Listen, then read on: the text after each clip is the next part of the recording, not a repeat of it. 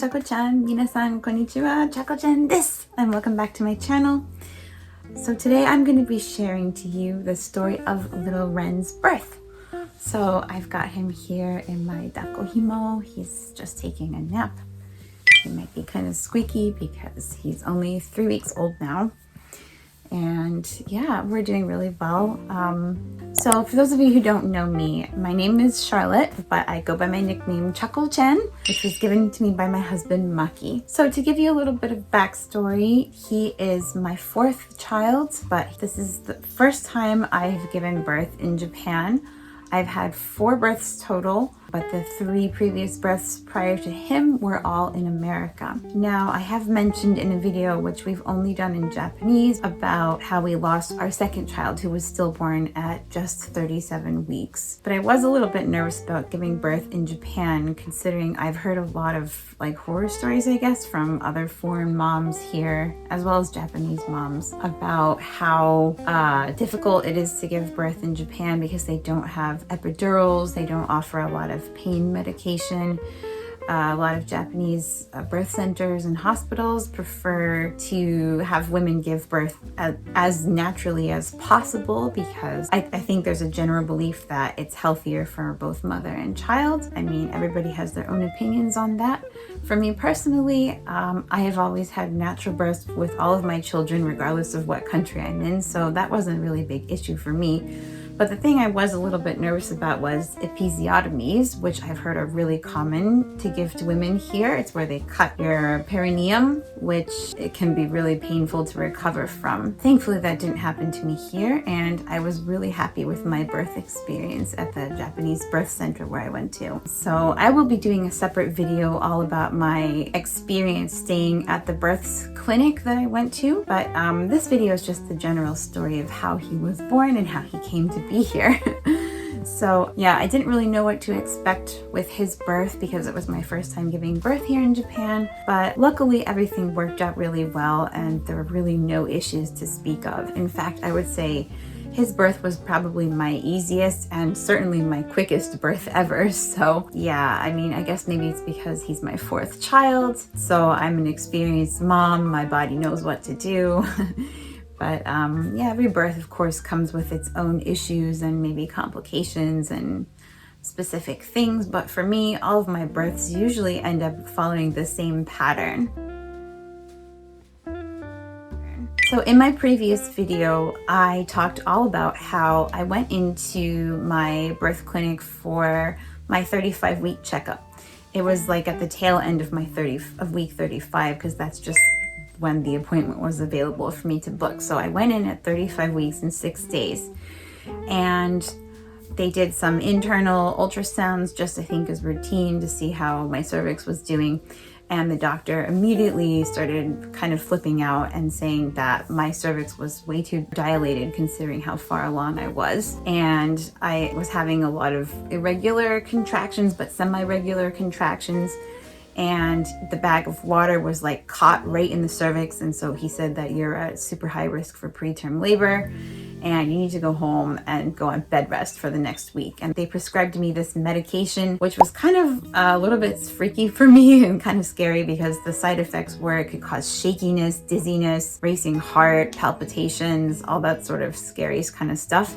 And they told me, well, the longer you take it, because I had to take it 4 times a day.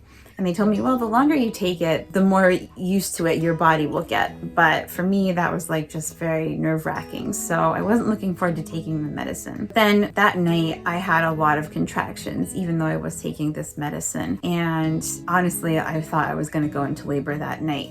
Now, my birth clinic will only take you from 36 weeks. So luckily, I was like right at the 35 to cross over 36 week mark. So I knew like at least if I could get through the night into tomorrow, I would be okay and I could still give birth at this place because I really wanted to give birth there. I really liked their aesthetic. They focused on a lot of like natural birth, natural child care. They were very supportive in breastfeeding, which I knew I wanted to do. I breastfed all my children all the way through. I knew I just wanted to have all of that support in place at this birth clinic, and they knew my medical history and I just knew all of the doctors and nurses. So I really didn't want to have to go be transferred to some emergency hospital somewhere else. So back to that evening after we found out that I need to be on bed rest. So that night I had a lot of contractions and I honestly thought I was going to be going into labor that night. Luckily by the morning things had calmed down and I just ended up staying in bed most of that day, like just really trying to rest, and I didn't really have too many contractions that day, just like one every couple of hours. And in fact, I ended up preparing some little goodie bags for my older two boys because I knew I was going to be gone for about 5 days while I stayed in the clinic after I gave birth to him.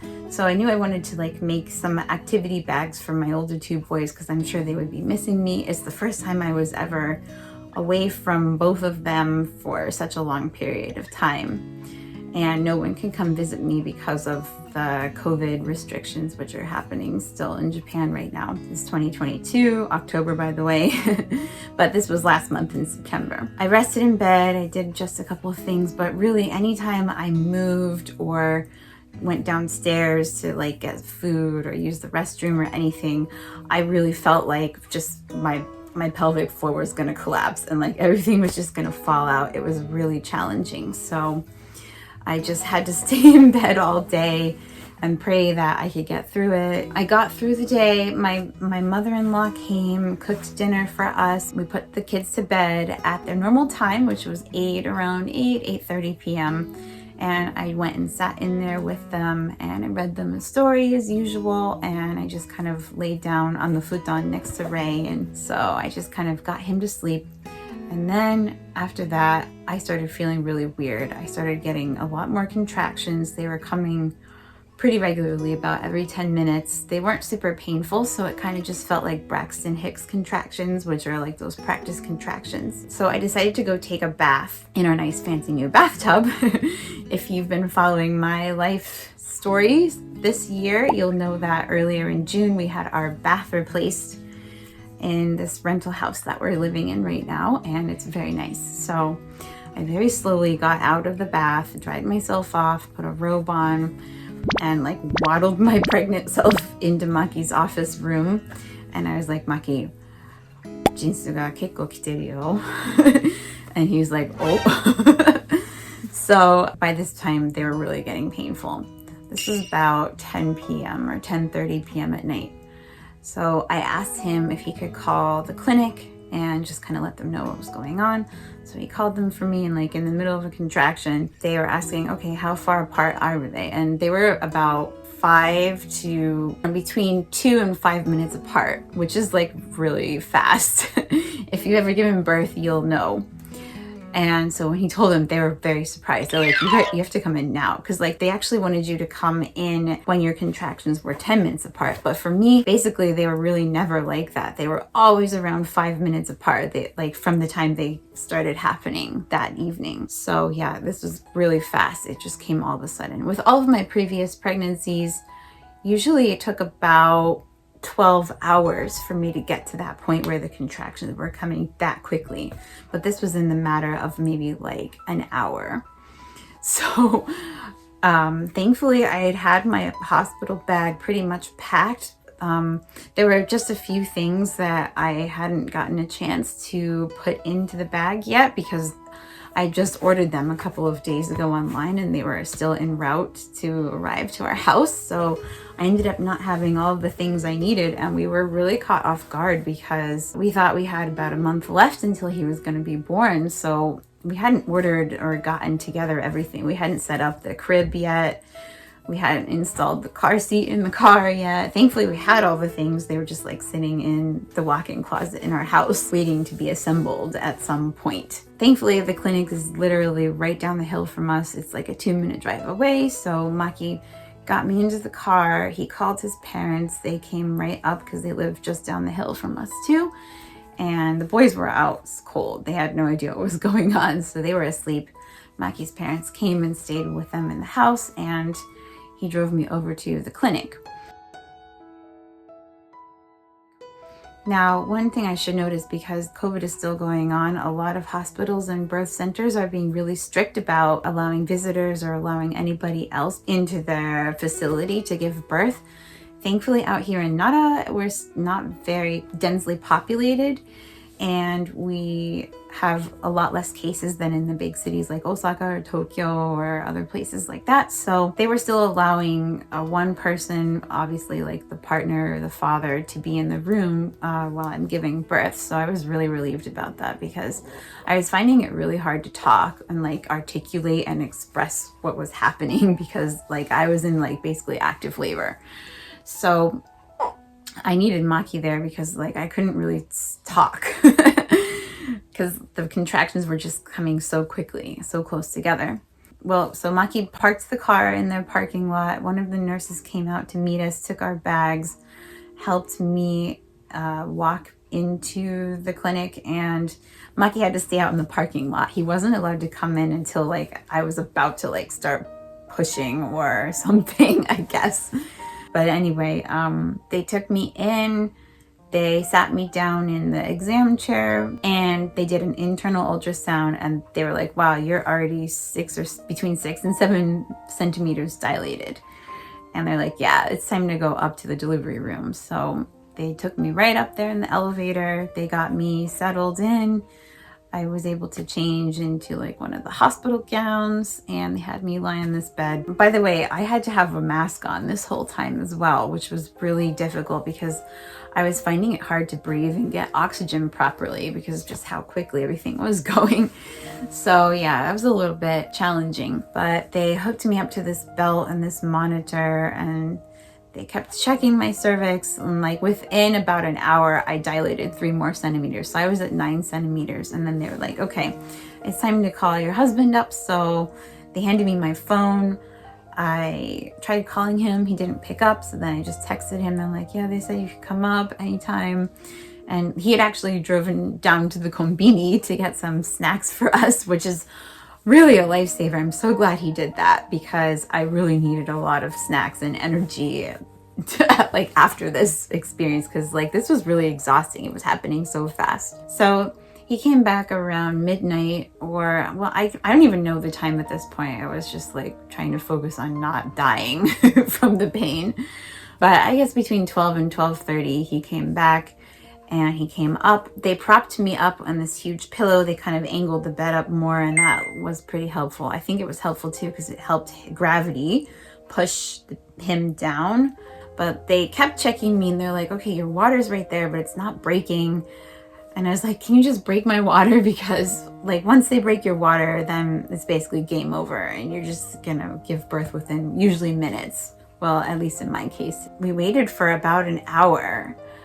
And I was fully dilated. I was at 10 centimeters by this point, but it was just the water was not breaking. Finally, they broke my water, and they were gonna call the doctor up when it was time for me to start pushing. But I couldn't wait for the doctor, because like after they broke the water, at least for me, I felt the urge to push like right away. So at this point, I was getting so tired though. I was feeling really run down and out of energy, just because of how intense the contractions were and how quickly this was all happening. Usually my births, like I said before, last around 12 to 15, 16-ish hours. So you have a little bit more time to adjust, but in this case, the contractions were just coming on so quickly. So I was really out of energy. It was like maybe 2 in the morning at this point, and I was just done. I was so tired. I just wanted to sleep and like pass out and like just wake me up when it's over. I started pushing, but I was like really clenching my jaw and clenching my fists and like trying to hold on to the bed. And it was interesting because they told me immediately, no, take your hands off the handles of the bed and cross them over your chest like this. And I actually felt that was really helpful. Me grabbing onto the handles of the bed was actually making it harder to push him out, and also clenching my jaw, because I found out after the fact that your jaw is tied to your pelvic floor. So you actually are kind of like tightening up your pelvic floor when you want it to loosen up by clenching your jaw. So what they did was they told me, don't clench your jaw, go ha, like that, like as you're pushing. And I remember it was so hard to breathe in the mask, so I was like, Maki, I can't breathe. And he's like, okay. And then he asked the nurse, can we just take the mask off for her? Because it'll be better if we do that. And the doctor hadn't arrived yet. He was still downstairs. this doctor is like there like 24/7. I wonder if he lives there, because like he's always there. And this was like around 2 in the morning.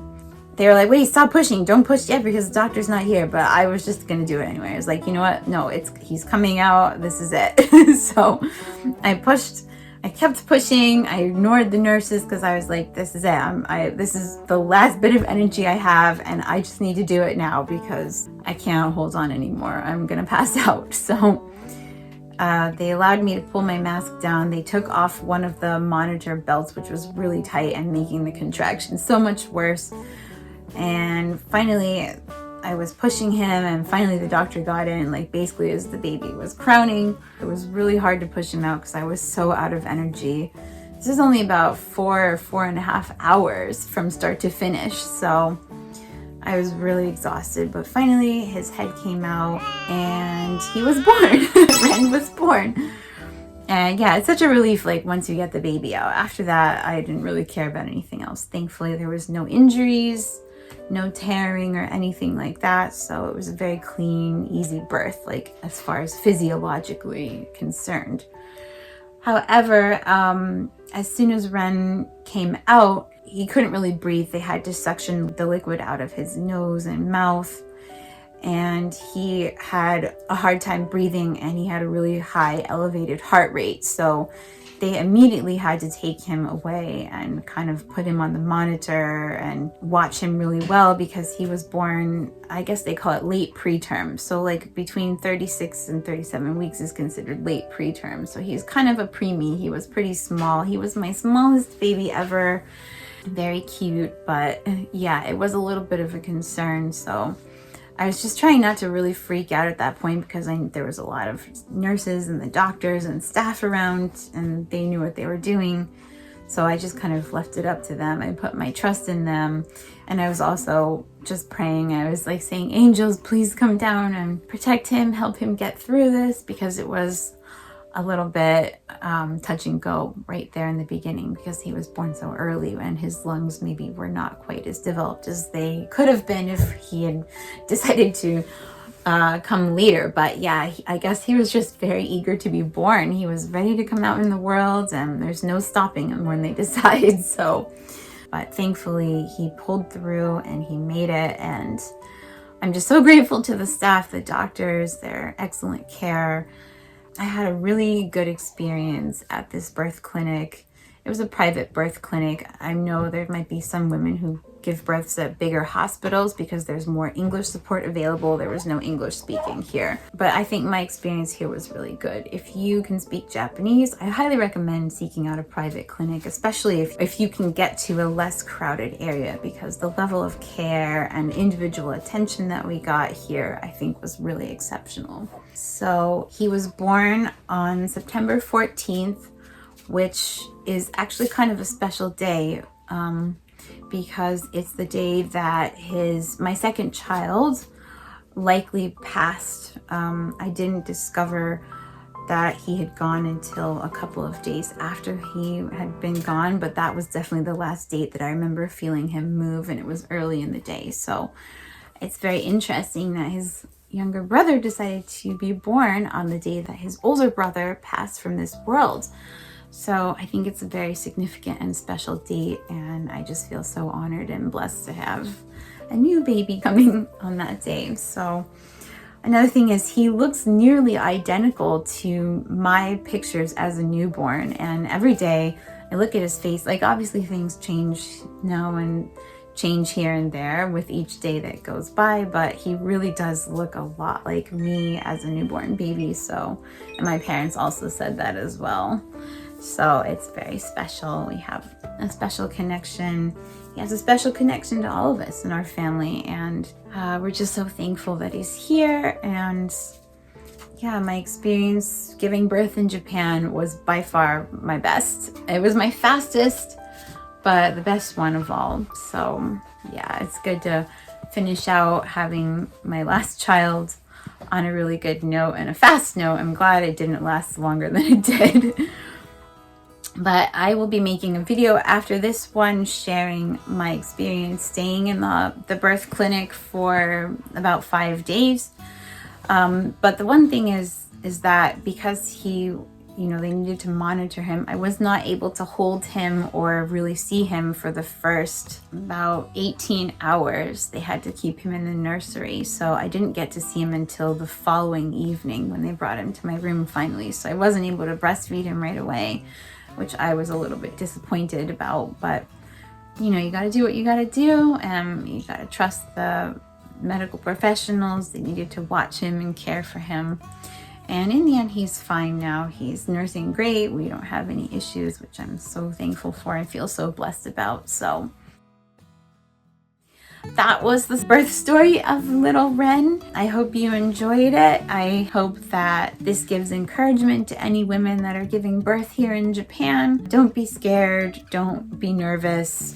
I would say in general, the level of care here is really exceptional and high quality. And just trust people, trust your body, trust yourself, trust everything is going to work out the way it's supposed to. And hopefully you will have a happy ending just like we did.